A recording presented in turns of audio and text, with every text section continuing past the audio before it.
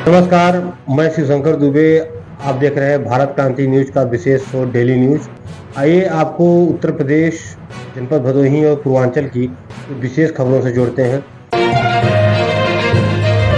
पहली खबर आपको प्रयागराज की तरफ ले चले तो बुधवार 29 जनवरी को मौनी अमावस्या के महापर्व पे 10 करोड़ के लगभग श्रद्धालुओं ने वहां पर उपस्थित होकर स्नान किया और पूरा यह कार्य जो था कुंभ का मौनी अमावस्या पर्व यह सकुशल संपन्न हुआ। हालांकि रात को ही मंगलवार रात को ही 1 से 2 बजे के बीच हुए भगदड़ में आधिकारिक आंकड़े बुधवार शाम को जारी किए गए और बताया गया कि उस भगदड़ में लगभग 90 लोग घायल हुए, जिसमें से 30 लोगों की मृत्यु हो गई है और मृतक हुए 25 लोगों की पहचान भी की जा चुकी है।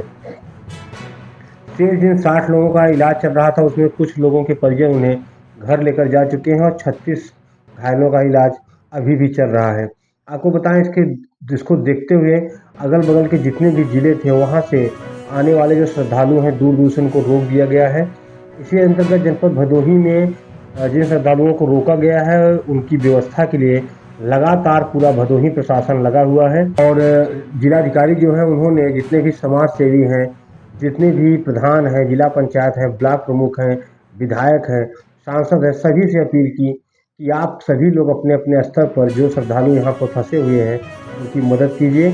और यह देखा गया कि लोग मदद कर रहे हैं, कोई भोजन के माध्यम से, कोई पानी के माध्यम से लगातार श्रद्धालुओं से संपर्क कर रहा है,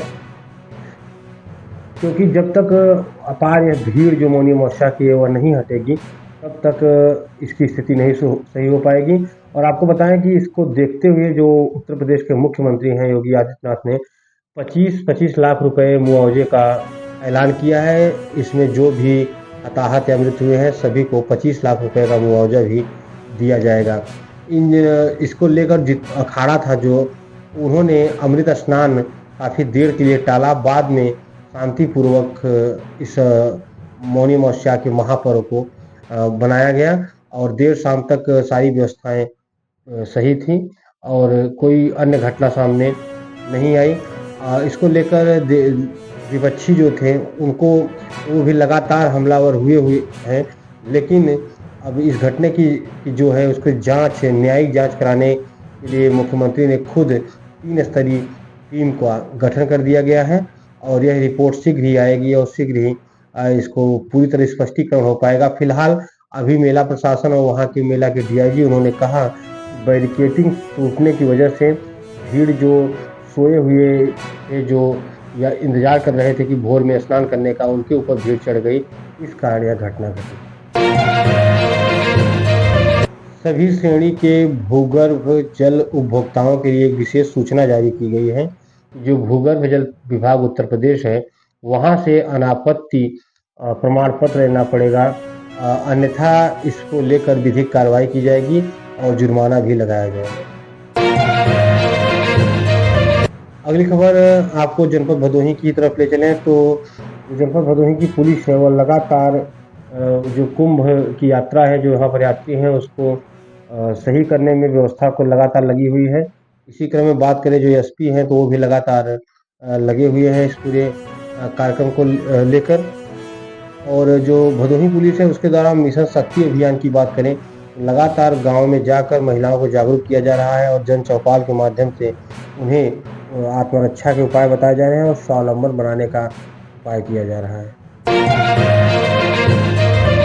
अगले क्रम में भदोही पुलिस की एक और सक्रियता की तरफ ले चले तो ज्ञानपुर रोड स्टेशन जो है गोपीगंज के पास, वहां पर एक 25 वर्षीय कन्हैया लाल बनवासी नामक युवक बेहोश पाया गया। उसका पुलिस द्वारा अस्पताल ले जाया गया, उसका इलाज हुआ और युवक सही है, उसके घर वालों को उसे सुपुर्द कर दिया गया। थाना भदोही के रजपुरा चौकी अंतर्गत हरियाव गांव के पास एक नवजात जो मृत भ्रूण है प्राप्त हुआ है तालाब के पास से। बताया जा रहा है कि जो मृत भ्रूण है वह बुधवार को ही पैदा हुआ लग रहा है, अर्थात एक दिन ये जो मृत भ्रूण था उसको छोड़ दिया गया है और वह मृत अवस्था में पाया गया। इसको लेकर पुलिस ने इस भ्रूण को कब्जे में ले लिया है और आगे की विधिक कार्रवाई की जा रही है। अगली खबर आपको यूपी के बरेली की तरफ ले चलें तो वहाँ जो आईटी इंजीनियर थे अतुल सुभाष, इन्हीं के जैसा एक मामला सामने आया है। एक युवक ने वीडियो बनाकर वहाँ पर फांसी लगा के जान दे दी है। वीडियो से पहले उसने सास, पत्नी और एक और जो पत्नी का मुंह बोला जीजा था उसके ऊपर आरोप लगाए हैं और कहा है कि यह शुरू से ही प्रताड़ित कर रही थी मुझे और पैसों की डिमांड कर रही थी। यद्यपि परिवार वाले मुझे बहुत मानते हैं लेकिन मेरे पास कोई रास्ता नहीं है मरने के अलावा, और यह कहते हुए उसने फांसी लगा दी। अगली खबर आपको ले चले तो ब्लॉक मैनपुरी के पूर्व ब्लॉक प्रमुख यश यादव पर उनकी पत्नी ने आरोप लगाते हुए महिला थाने में मुकदमा दर्ज कराया है और आरोप यह है कि उनके रहते हुए उन्होंने दूसरी शादी कर ली और उन्हें प्रताड़ित भी किया जा रहा है उनको, और ये ससुराल वालों की नज़र उनकी संपत्ति पे थी और जब से उनका भाई पैदा हुआ तब से लोग प्रताड़ित कर रहे थे और सास और ननद की मिली भगत से यश ने दूसरी शादी कर ली। बाद में जब लड़की को शक हुआ और वह गई तो वहाँ पर एक युवती भी प्राप्त हुई, उसको लेकर उसने थाने में मुकदमा दर्ज कराया। प्रदेश सरकार द्वारा एक विशेष योजना मातृभूमि योजना शुरू की गई है। इसके अंतर्गत कोई व्यक्ति चाहे तो निजी अपने स्तर पर या कोई एनजीओ चाहे या कोई एनआरआई चाहे या कोई व्यक्तिगत संस्था चाहे जो गांव है वहां पर किसी भी कार्य को वह करा सकती है। उस पर उसका शिलापट्ट, उसका नाम लिखा जाएगा उस कार्य को लेकर और इसमें 60% अनुदान ही उस समाज सेवी या उस संस्था या उस व्यक्ति को देना पड़ेगा, बाकी 40% सरकार इसमें पे करेगी। इसके अंदर गांव में जितने भी कार्य होते हैं, स्ट्रीट लाइट, खड़ंजा, टैलीकरण, स्कूल की बजट करें, बच्चों के लिए खेल की बात करें, महिलाओं के प्रबलीकरण की बात करें, तमाम जितने भी एक गांव से संबंधित मुद्दे होते हैं, विकास से संबंधित गांव के, शिक्षा, स्वास्थ्य या किन्हीं भी मुद्दों पर वो सारे काम अब कोई भी व्यक्ति करा सकता है मातृभूमि योजना के अंतर्गत। अर्थात अपनी मातृभूमि के लिए आप खुद आगे आ सकते हैं। सरकार इसमें 40% आपको अनुदान देगी और उस कार्य के लिए आपका नाम भी लिखा जाएगा। बदायूं पुलिस चौकी में 10,000 का रिश्वत लेते हुए एक सिपाही गिरफ्तार किया गया एंटी करप्शन टीम के द्वारा और उसके ऊपर उचित कार्रवाई की गई। भारत नेपाल मैत्री महोत्सव का कार्यक्रम 5 फरवरी से शुरू होगा और 23 फरवरी तक यह कार्यक्रम चलेगा। आपको बताएं कि यह कार्यक्रम मैनपुरी से शुरू होकर पीलीभीत में समाप्त होगा।